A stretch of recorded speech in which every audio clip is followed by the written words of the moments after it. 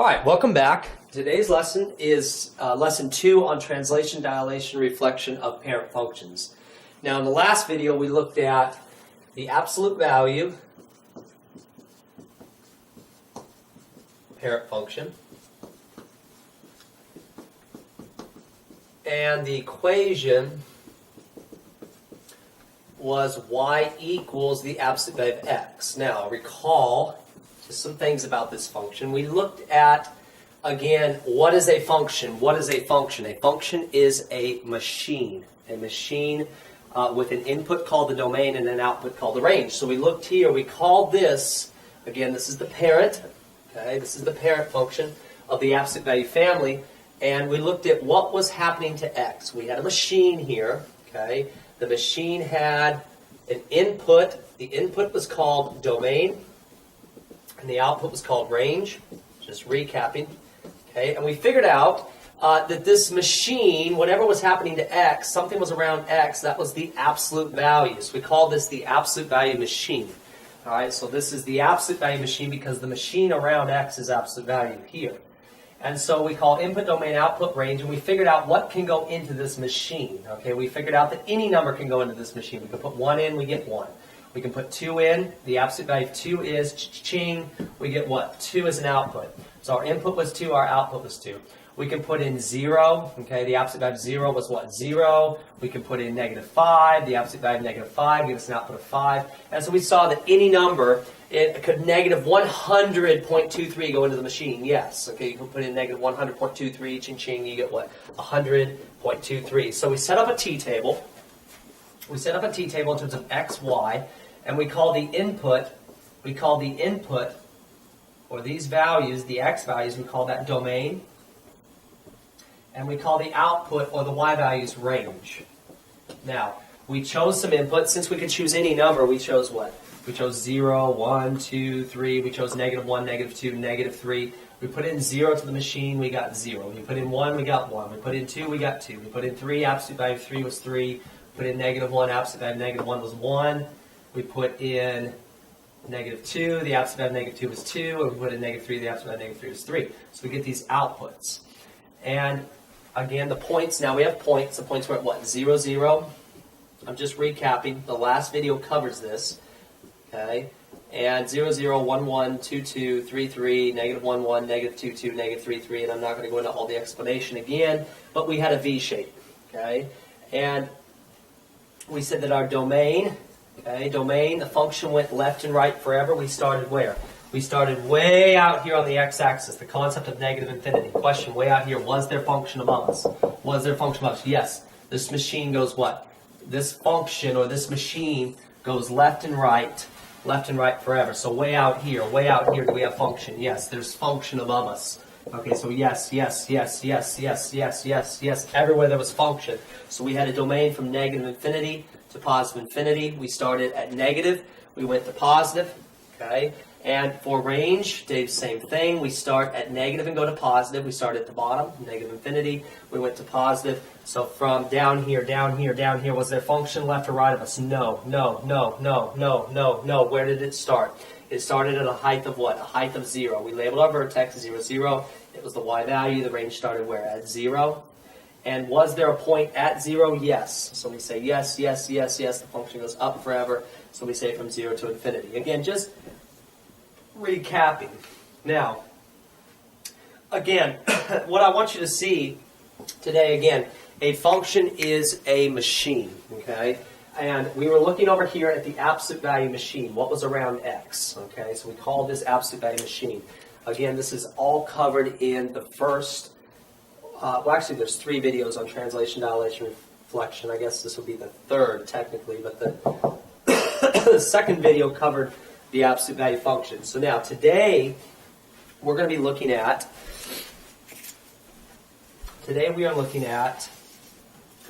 a different function called the quadratic parent function. Okay, and the quadratic parent function is y equals x squared. Now, if you recall from the list of parent functions that I gave you, that the general form of the quadratic family was y equals ax squared plus bx plus c. The general form for the quadratic family, and it looks something like a U shape. I said this shape was a parabola, just like we have a shape of a circle or a shape of a square. The shape of this thing is a parabola, okay? And it is called the quadratic function. So the name of it is quadratic function. Its shape is a parabola. And notice this equation, general form equation that I gave you, looks similar, but what is going on with the parent function? Okay, is this function a member of this family? Yes. Why? Because x is being squared in both cases. So let me say this. The parent function is a special type of member of this family where a is equal to 1, b is equal to 2, b is equal to 0, and c is equal to 0. What am I saying? A, B, and C are constants. So we end up with y equals 1x squared, or just x squared, plus b is 0, so we have 0x, plus c is 0. So we end up basically ignoring this part, and we end up with y equals x squared. So the parent of the quadratic family is y equals x squared. And just like we studied the absolute value family in terms of machine, we are also going to study the quadratic family in terms of machine. So starting with the parent function, my question is, what is this machine called? Okay, that's what we have to establish first. What is the machine called? So over here we look, what is around x? What is around x? What is happening to x? Okay, we had absolute value around x, so we call this the absolute value machine. Okay, my question is, what is happening to x here? What is around x, or what is happening to x? X is being squared, so we are going to call this the something squared machine. Again, input is called domain, and what comes out or output is called range. Now, we're going to draw a graph, and we're going to try to figure out what this function looks like. So now, you guys are going to be able to not only see that we get a parabolic shape, or shape of a parabola, but you're going to be able to understand why we get this shape. Where do the points come from? Okay, so you're going to need a graph that goes 9 units high. Now, let me just put some points down here. Okay, we need a t-table. Okay, x, y. And again, the input will be called domain, and the output will be called range. Okay?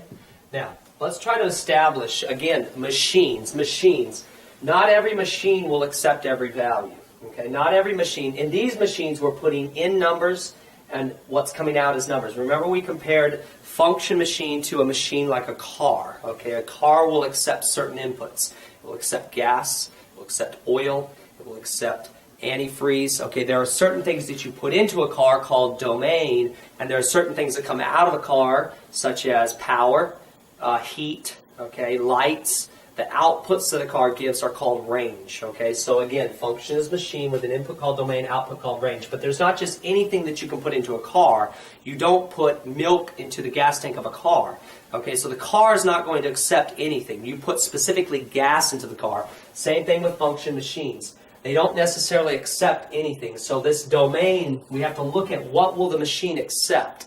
Okay, again, we're putting in numbers, and what's coming out are numbers. So we have to figure out, what will the squared machine accept? Will it accept any number? Okay, I'm just going to tell you, the answer is yes. This machine will accept any number. Just like the absolute value machine accepted any number, the squared machine will also accept any number. Now you might be asking, well, when are we going to see machines that will not accept any number? You will see these soon, okay? But for right now, let's look. Why will the squared machine accept any number? Pick a number. Pick a number. Something simple. Okay, so I'm going to pick, let's pick, say, the number 4. Okay, can the number 4 go into the squared machine? The answer is yes. If we put 4 in, 4 squared, we get 4 times 4. The function does the work on the number, so grind, chunk. Okay, bam, what do we get? 4 squared is what? 16.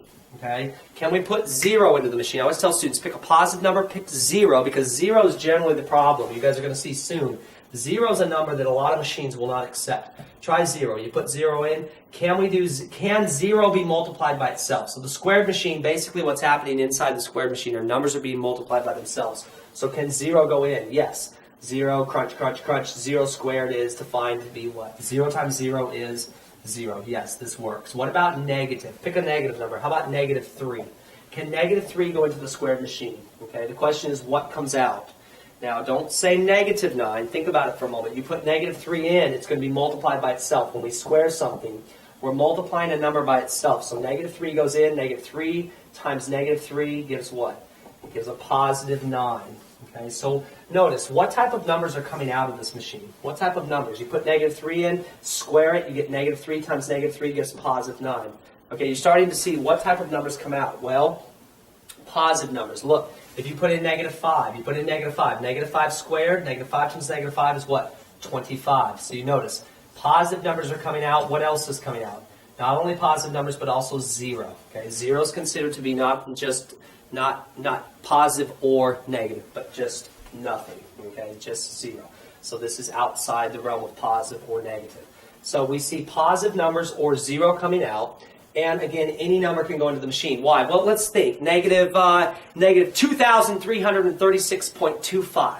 Okay. Can this number be put into the machine? Yes, it can be multiplied by itself. It may take a moment. You know, if you try to put in, say, here, another number, negative 100.23. Can this go into the machine? Yes. Okay, you may have to calculate, but can negative 100.23 be multiplied by itself? Yeah, you get a big number.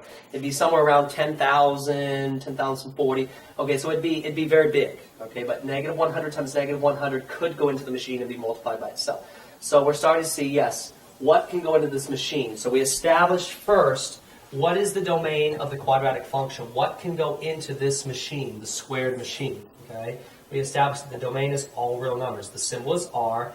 Or we can say all real numbers is written as negative infinity to positive infinity. Now, so this gives you freedom. What x values do you want to choose? Well, you can choose any x value to go into this machine. So I'm just going to pick some values for us. Okay, we're going to pick some simple values because we want to get an idea of what the function looks like. So let's pick some simple values. Always pick 0. If it goes in, pick 0. And what else? How about 1, 2, and 3? What about negative 1, negative 2, and negative 3?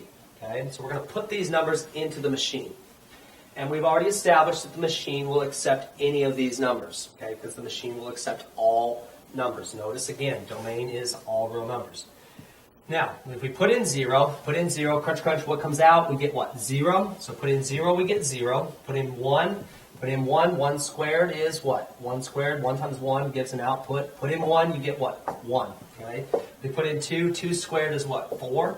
You put in 3 squared, we've already established is what? 9. Put in negative 1. Now be careful here. When you put in the negatives, they get multiplied by themselves. You put negative 1 in. Negative 1 goes in. Negative 1 times negative 1 gives an output of what? 1. Okay, so we get an output of 1. Put negative 2 in. Negative 2 squared is, negative 2 times negative 2 is 4. Put in negative 3. Negative 3 squared is 9. Okay, so now we get ordered pairs. Let's go ahead and graph these on the graph and see where these points lie. So we have first the point 0, 0. Okay, 1, 1. Now again, your notes need to be on graph paper, especially the parent function, because you have to be able to go back and reference this function. So 1, 1, 2, 4, and 3, 9. Okay, and then we have negative 1, 1, negative 2, 4, and negative 3, 9. Okay, let's go ahead and graph it. My question is, can we connect these points? Can we connect these points? Based on what we talked about in the last video, yes, we can connect these points. Why? Because all other points can be calculated and they follow the same pattern. Why do we have infinitely many points that can be calculated? Why do we have infinitely many points? Because any number can be put into the domain. We can put in 0.1, we can put in 0.01, we can put in 0.001. If we put in 0.1, we get an output of 0.01. We put in 0.001. I'm sorry, we put 0.01 in, we get an output of 0.0001, okay, and et cetera, et cetera. These points can also be graphed, okay, and these points lie very close to the origin, but you start to see that points are stacked infinitely close together, forming a solid curve, and all points follow the same pattern, okay, so we get this shape, and again, this shape is called a parabola, okay. But the name of the function is quadratic function. Okay, quadratic function. Okay, the shape of this thing is a parabola, just like we say shape of a square, shape of a circle. Okay, but the name of the function is quadratic function. We have 7 points listed. Let's label the most important point. This point is called the vertex. Very important point, and its location is at 0, 0. All right, so this is the shape of the quadratic function. Now, to recap what we did yesterday, the parent function allows us to quickly graph all members of the family using the pattern that the parent has in the points. So let's look. The pattern of the parent function for the absolute value family was right 1, up 1. Right 1, up 1. Right 1, up 1. Okay, so the pattern for the absolute value function is right 1, up 1, right 1, up 1, right 1, up 1. Again, this is covered in the last video. Now, do we focus on the right one or the up one? Okay, reminding you, we focus on how far we go up. Remember, we always go right one. We always go right one. We always go left one. We always go left one. But what changes? Okay, the vertical changes. Okay, up one, up one, up one may change. Sometimes we may go up 2, or we may go down 3. The vertical changes, but the horizontal never changes. Now, reminding you again, the pattern for the absolute value family was right 1, up 1, right 1, up 1, right 1, up 1. Okay, so up 1, up 1, up 1. What we want to establish is what is the pattern for the quadratic family. Okay, this family has a completely different pattern. I'm going to erase this. Okay, and we are going to establish what is the pattern for the quadratic family. Now, so looking at the parent function, okay, from the origin or the vertex, we go right 1. How far do we have to go up to get to the next point? Hopefully say, well, we have to go up 1. Now, maybe if you label the locations of these points, it may help. This point is located at 1, 1. This point is located at 2, 4. And this point is located at 3, 9. Okay, so from the origin, we go right 1, up 1 to get to the first point. Now, from this point, we have to go right 1 up how far? Well, let's see. How far is it from a height? We're looking at y value. How far is it from a height of 1 to a height of 4? Hopefully you say from 1 to 4 is 3. And from this point, we have to go right 1 up 5. Okay, so from 4 to 9 is a difference of 5. So our pattern is, I'm going to erase these again. Our pattern is right 1 up 1, right 1 up 3, right 1 up 5. It's easy to see in the T table. Remember, we're interested in how far we go up. We're interested in how far we go up. Going up is y-axis. So we're going to look at the y portion of the T table. In our T table, notice, how far is it from 0 to 1? It is 1 unit. And how far is it from 1 to 4? From 1 to 4 is 3 units. And how far is it from 4 to 9? Okay, I'm going to erase this. How far is it from 4 to 9? From 4 to 9 is 5 units. Now, there's a pattern in the squares. I'm going to show you guys. Okay, this is all range. There's a pattern in the squares. Watch this. So I'm asking you, what is 0 squared? What is 0 squared? Okay, 0 squared is 0. Okay, what is 1 squared? Okay, what is 1 squared? 1 squared is 1. 2 squared, 4. 3 squared, or 3 times 3 is 9. 4 squared is 16. 5 squared is 25, or 5 times 5 is 25. 6 squared is 36. And these are the first 7 squares, perfect squares. Okay, so we're going to say, how far is it from 0 to 1? That's 1 unit. How far is it from 1 to 4? That's 3 units, because we can subtract. How far is it from 4 to 9? Well, 9 minus 4 gives 5. How far is it from 9 to 16? You subtract. 16 minus 9 is 7. How far is it from 16 to 25? It's 9 units. How far is it from 25 to 36?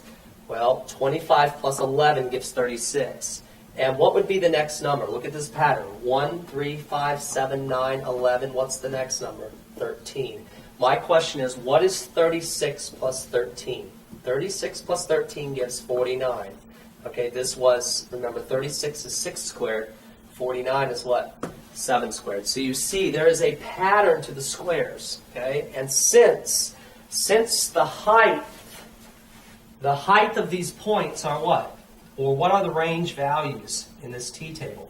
The range values are the squares. You have 0, 1, 4, 9, or the numbers that lie in this list. Okay? So again, the distance from 0 to 1 is 1 unit. The distance from 1 to 4 is 3 units. And the distance from 4 to 9 is 5 units, giving us a pattern of right 1, up 1, right 1, up 3, right 1, up 5.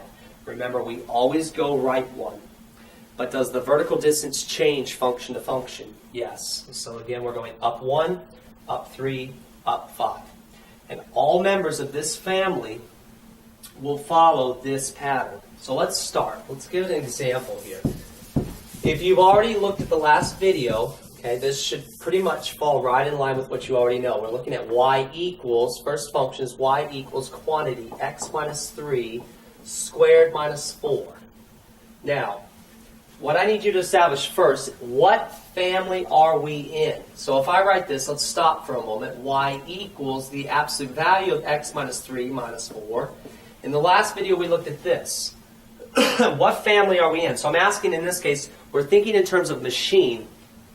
What machine is around x? What machine is around x? Hopefully you say, well, there's absolute value machine around x. So we call this absolute value family. Okay? This is absolute value family. And this family has what pattern? This family has the pattern right one, up one, right one, up one, right one, up one. Okay? Now look up here to the function that I put on the board. What is around x? Or what machine is around x? What is happening to x? Hopefully you say x is being what? X is being squared. Okay, so since x is being squared and we have a squared machine around x, what family are we in? Hopefully you say we are in the quadratic family. And this family has a pattern of what? Right one, up 3, right one, up. I'm out of space. Right one, up 1, right one, up 3, and right one, up 5. Okay, so the patterns are just different. We are in the quadratic family. Now, what we're going to do is graph this function. But before we do that, what you need to find first is a vertex. Remember, the vertex is the opposite of the value inside. The value inside is -3, so we're going to say the opposite of that is +3. And we don't change what's on the outside. We're going to leave the -4 alone. So our vertex is at 3, -4. Let's go ahead and graph the function. Okay, so we are 3 units right and 4 units down. 3, -4. And mark the location of the vertex. Now, to graph the function, all we're going to do is use the pattern of the quadratic family. Okay, remember, the pattern of the quadratic family, like I just said, is right one, up 1, right one, up 3, right one, up 5. So first we're going up 1, then we're going up 3, then we're going up 5, and we always, always, always go right 1. So from the vertex, we're going to go where? From here, we're going to go right 1, up 1, then right 1, up 3. Okay? If you go up 1, then you go up 3 more. Okay? The total distance that you've traveled up is 4 units. So where should your point be? Your point should be on the x-axis. Do it again. So we went right 1. Oh, we went right 1, up 1, then right 1, up 3. Now we're going to go right 1, up 5. Okay? Go back to your vertex. Let's go left 1, up 1. Same thing. Left 1, up 3. Now again, if you went up 1, then you went up 3 more, and that's a total of 4 units up. Okay, so your point should be on the x-axis. Do it again. Left 1, up 5. So again, left 1, up 1, left 1, up 3, left 1, up 5. And let's graph the function. Okay? Now, I always tell students, this function is, try to be, I'm not taking points off for, if you guys aren't good artists, but this function comes to a smooth curve at the bottom. Okay? The bottom of this function is a smooth curve. This does not come to a cusp or a point. Okay, students draw the function like this sometimes. Okay, coming to a sharp point. Okay, does the quadratic function come to a sharp point, or what we call a cusp? No. Okay, this does not form a sharp point. Okay, this is going to be important when you get to calculus. All right, this does not form a sharp point, but this is what? This is a smooth curve. Okay, so I was trying to draw this as a smooth curve at the bottom. This function comes down and turns very smooth, and then comes up. Okay, so just try to make that a smooth curve at the bottom of the function. It does not come down to a sharp point. All right, now, after you've graphed the function, we have to determine what is the domain and what is the range. Now again, reminding you guys, domain is left to right or -to positive. Okay, well, again, what is our concept out here? Concept out here is negative infinity, and concept far right is positive infinity. Okay, so what I need you guys to see here, let me take I'm going to take this off the board. This should be in your notes, the parent function. I'm going to need some space here. Okay. Now, we're going to analyze the domain of this function. So I'm going to extend this x-axis out. Okay.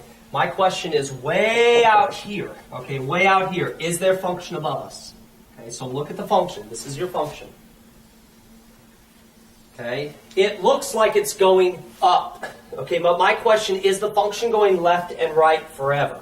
Okay, many students will look at this and say, no, it's going up. It's not going left and right. But my question is out here. Out here is their function above us. Okay, way up there is their function. Okay, let me show you. Look. This function is yes, yes. The answer is yes. Out here, let me just say yes, yes. There are points above us. Yes, there's points above us. Okay, why? Does this function go left and right forever? It does. Let me show you. It's just going up so much more quickly than it's going left and right. Look, out here at negative, say negative 10. Okay, at negative 10. My question is, can negative 10, this, remember we're on the x-axis, can this x value negative 10 go into the function? Yes, it can. Okay, if we put negative 10 in for x, what do we get? Negative 10 minus 3. Negative 10 minus 3 gives what? Negative 13. Negative 13 squared is 169 minus 4 gives 165. So if we put in negative 10 on the t-table, if we put in negative 10, we get a y value of 165. So at negative 10, where's our point? Our point is way, way, way, way, way up there. Huge. Okay, this is 1, 2, 3, 4, 5 up. Okay, where's 165? It is so far up there, but is there a point up there? Yes, there is a point. Okay, so way out here, my question is let's just generalize. Way out here at negative 100, is there a point? Is there a point above us? Yes, there's a point above us. Okay, if we put negative 100 into this function, we get approximately 10,000. So at negative 100, how high is the point? We get a point 10,000 units high. Okay? Here, if we're at negative 1,000, okay, we put this value in, we get a point of 1 million units high. Okay, beyond the stars, guys, beyond the atmosphere. Huge, way up there. Okay, so is there a point? Yes. Okay, theoretically, what I'm asking, theoretically, does this function go left and right forever? Yes, it just appears that it's going up much more quickly. Okay, so out here is their function. Yes, there's function. Yes, watch my arm. Watch my arm. Is there function? Yes, there's function. Yes, so we're traveling along the x-axis answering yes or no. If we answer yes, then we are inside the domain. If we answer no, we are not in the domain. So as long as I'm answering yes, we are in the domain. So yes, is there function out here? Yes, yes, yes, yes. Again, watching the arm. Yes, yes, yes, yes, yes, yes, yes, yes. Do you see what happened with my arm? So what do we have? We have yes, yes, yes, yes, yes, yes, yes. So what are we looking at here? As we're traveling right here, yes, the function drops and rises right back up. You're looking at a very small portion of the graph. The points are all out of sight, guys. Okay, but is there function everywhere on the x-axis? Yes. Okay, so we say there's function from far left to far right. The domain is all real numbers or negative infinity to what? Positive infinity. Looking back at what is this machine? What machine is around x? So thinking in terms of machine, what machine is around x? This is the squared machine. Okay? We are in the quadratic family. And remember, the squared machine will accept what values? What can go into the squared machine? Okay? All real numbers can go into the squared machine. So when you get to your SOL, you know, students stare at this on their SOL. There's no problems here. We're not worried about domain because we know whenever we're in quadratic family, we're not worried if the function doesn't look like it goes left and right. Since we're in the squared family or the quadratic family, or since this is the squared machine, we know that this machine will accept what? Will accept any number. So we automatically know that our domain is negative infinity to positive infinity no matter what the function looks like. Okay, because the machine will accept any value. So it's more important to think of this in terms of machine rather than what it looks like. But theoretically, does this function go left and right forever? Yes, it does. Now, range. Okay, range is a little easier. Okay, again, we label our vertex. The vertex is going to be very important for finding domain and range for other types of functions. But it helps us with range here. So looking at range, we're looking where? From negative to positive or from bottom to top. So question, down here, way down here, forever down, is there function left or right of us? No. Okay, so we have no, no, no, no, no, no, yes. Okay, where does the function start? Okay, there's function to the right of us, and then we have what? Yes, yes, yes, yes, yes. The function goes up forever. So down here we had no, no, no, no, yes. Where does the function start? The function starts at a height of what? -4. So the function starts at a height of -4. We look at the y value of the vertex and goes what? Up forever. My question is there a point at -4? Yes. So we say that our range is from -4 to infinity. We always put parentheses next to infinity. Since the function starts at a height of -4 and there is a point there, we put a bracket. Bracket means included, or it means that there is a point at a height of -4. Okay? All right, let's go to the next one. Remember, what is the domain of any function in the quadratic family? What is the domain of any function in the quadratic family? The domain is what? All real numbers, or from -infinity to +infinity. Why? Because the quadratic family, or any function that has the squared machine about x, okay, will accept any real number. So the domain is always, for every question on your homework, the domain is what? All real numbers. This never changes for the quadratic family. So absolute value family and quadratic family have domains of all real numbers.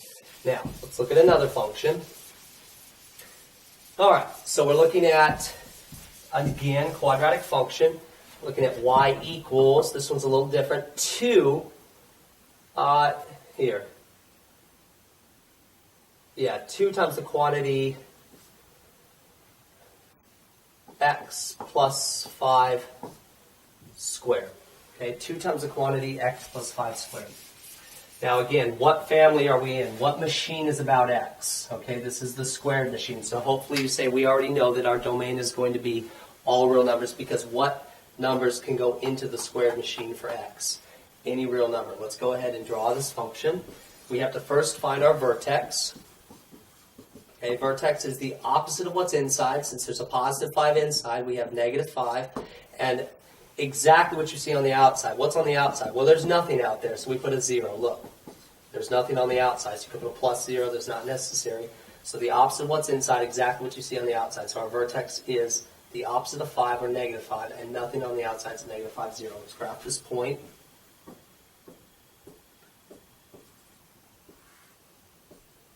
Okay.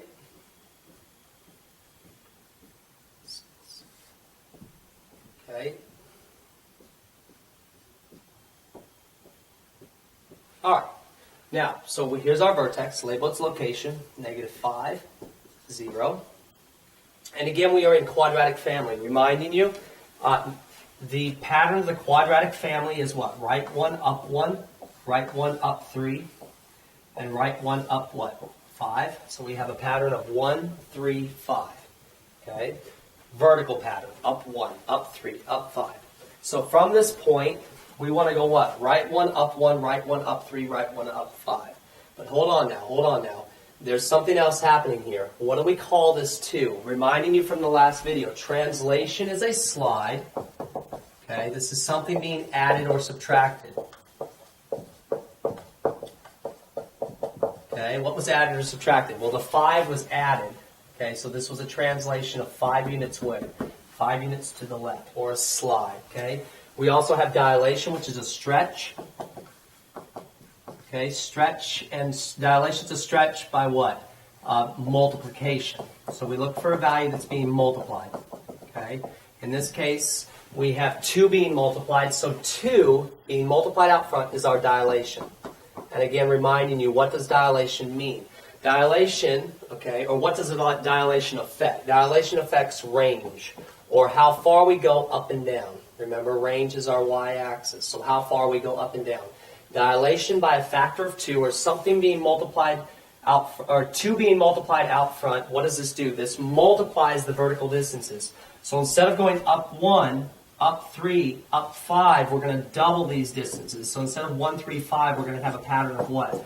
Instead of up 1, we're going to double this. We're going to go up how many? 2. Instead of up 3, we're going to double this to what? 6. Instead of going up 5, we're going to double this to 10. So our pattern from the vertex is not right one, up one, right one, up three, right one, up five, but our pattern is right one, up two, right one, up six, and right one, up 10. So from the vertex, we're going to go where? Right one, up two, okay? Then right one, up six. Okay, that puts us here. And go back to the vertex. Okay, same thing, left one, up two, and left one, up six. Students say, what about the up 10, right one, up 10? Well, you can do this, but a lot of times we run out of space. So I tell students this, you're required to graph at least 5 points. 1, 2, 3, 4, 5. Your vertex and 4 others. Okay, so do we have at least 5 points? Yes. Let's go ahead and draw the function. Remember, it comes to a smooth curve at the bottom. Okay, not a sharp point. Okay. Now, did the function get skinnier? Okay, we said this in the last video. Did the function get skinnier? No. Okay, the function did not get skinnier. Remember, this is domain, guys. Left, right. Left, right is domain. Did the function get skinnier? No, it did not get skinnier. What happened? It stretched what? Stretched vertically like a rubber band. Okay, what did the dilation affect? The dilation affected range. Did we still go right one? Yes. Did we still go right one? Yes. Did we still go left one? That never changed. Okay, domain does not change. The function did not get skinnier. What changed? Instead of going up 1, up 3, up 5, we went up 2, 6, and 10.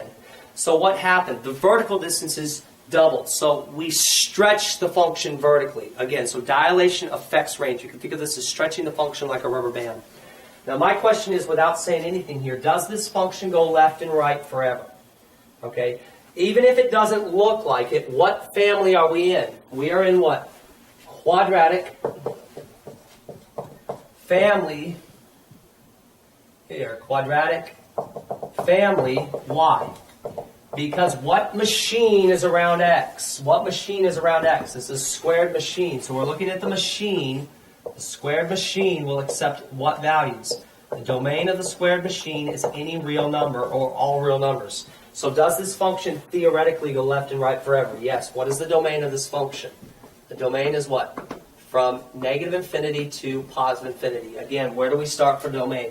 We start far left, okay, way out here, which is the concept of what? Negative infinity, and we go far right. Okay, so again, domain is left to right, and if we're out here, forever left, is there a function above us? Yes, it's just way up there. And as we go to the right, what happens? Is there a function above us? Yes. There's always function. Okay, so domain is from what? Negative infinity to positive infinity. Range, where do we start for range? Same thing, negative to positive. So we start where? We start at the bottom. This is negative infinity up to what? Positive infinity. So down here, is there function left or right of us? No. Okay, the function starts up here. Okay, so there's no function, so we're running up the y-axis. No, no, no, no, no, no. Yes. Okay, where is this height? Okay, this was -4, -3, -2, -1. Where's this height? This height is what? 0. Okay, so remember, look at the y value of the vertex. Remember, range is y value. Okay, so we started a height of what? Height of 0. And is there function forever up? Yes, yes, yes. There's a function right here. Yes, yes, yes, yes. It goes up forever. So from 0 to what? Infinity. And do we include the 0? Yes, so we put a bracket. Okay? Now, next function. I'll go ahead and erase this. With this lesson and the combination of the last one, you should start being able to pick up on these ideas well. Let's look at the next one. Y equals -1/2 x squared minus, or let's do plus 5. -1/2 x squared plus 5. Okay, so notice we have to write a vertex. Okay, and the question is anything being added or subtracted inside? Okay, so if we look at y equals -1/2 times quantity x minus 0 squared plus 5, do you see that this is saying the same thing as what's up here? Look, what is x minus 0? Okay, x minus 0 is just what? X. Okay, so do you see that 0 is being subtracted from x inside the parentheses, or nothing is being subtracted from x inside the parentheses, resulting in what? Just x squared. Okay, so notice the difference. The last function was y equals 2 times quantity x plus 5 squared. Okay, this resulted in a vertex of what? a vertex of the opposite of what's inside, or negative 5, and exactly what we see on the outside. There was nothing outside, so we said negative 5, 0. I tell students this. It's a concept of, again, machine. Notice, we do what's inside parentheses first. So do you see that 5 is being added to x before the squaring takes place? Or 5 is being added to x before it goes into the squared machine. Okay? So we would add 5, we would take x, add 5, then throw it into the machine, and it would be squared. This results in a translation left or right. Okay? So if there's 5 being added to x before the squaring takes place, this affects what? Domain. Okay? Notice on the other function, notice, x is being squared, then 5 is being added. This means that x has already gone through the machine. Okay, so if we put x into the machine, okay, and it's squared, what comes out? We get x squared coming out. Then what do? We add 5. What does this affect? This affects range, or up and down, vertical. So again, nothing is being added or subtracted on the inside, okay? Or if you don't understand what I just said, just think of it this way. There's no parentheses. So the 5 is being added outside the parentheses. So we say the vertex, there's nothing being added or subtracted inside, and we don't change what's on the outside. So this is 5 units up. Okay? Vertex is at 0, 5. Okay? And we now have to look at, again, what is the pattern of this family? Okay? Pattern of this family. Pattern of this family. Okay? This is the squared the quadratic family. Why? Because the squared machine is affecting x. Okay, so this is the squared machine, which quadratic family has a pattern of right 1 up 1, right 1 up 3, then right 1 up 5. Now, remember, translation was what was being added or subtracted. In this case, the 5 was being added, so we had 5 units where? 5 units up. And dilation is a stretch, okay, or something's being multiplied. Is there something being multiplied in front of x here? Yes, the 1/2 is multiplying. Okay, so 1/2, let's just, not the negative, just circle the 1/2. The 1/2 is your dilation. And what does dilation affect? It affects range. Okay, so we're asking, in the last problem we had a dilation of 2. So what happened to these distances? They were doubled. Okay, so instead of 1, 3, and 5, we had distances of 2, 6, and 10. Now in this case, our dilation is 1/2.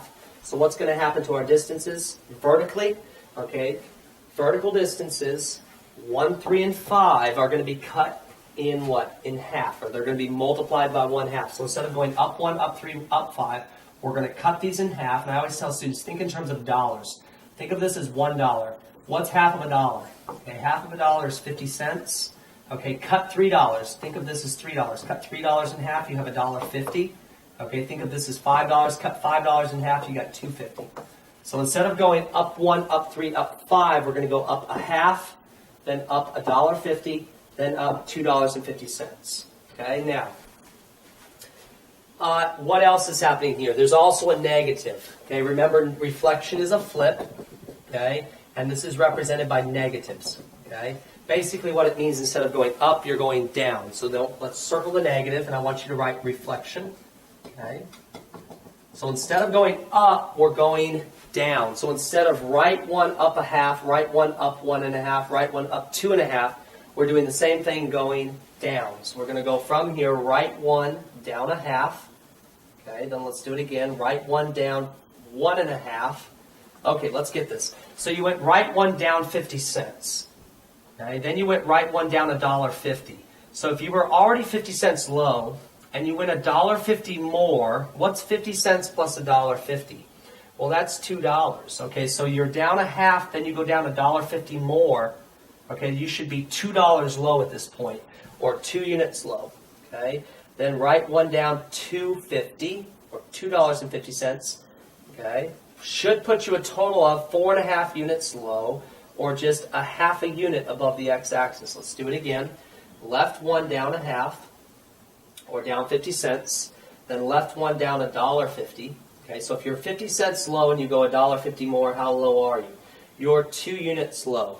Okay, now go left 1 down $2.50. Okay, so you were down 50 cents. $1.50 more puts you $2 low. And then go down another $2.50. You should be 4.5 or $4.50 low, you should be just a half a unit above the x-axis. Go ahead and draw the function. Okay. And my question is, did the function get wider? Did the function get wider? Okay, no. The function did not get wider. The function did not get skinnier, did not get wider, did not get skinnier. What is this? Skinny, wide. This is concept of domain. Remember, domain is left to right. No, the function either stretches or compresses vertically. Remember that dilation affects what?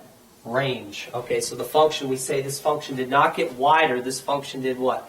It compressed vertically or flattened like a pancake.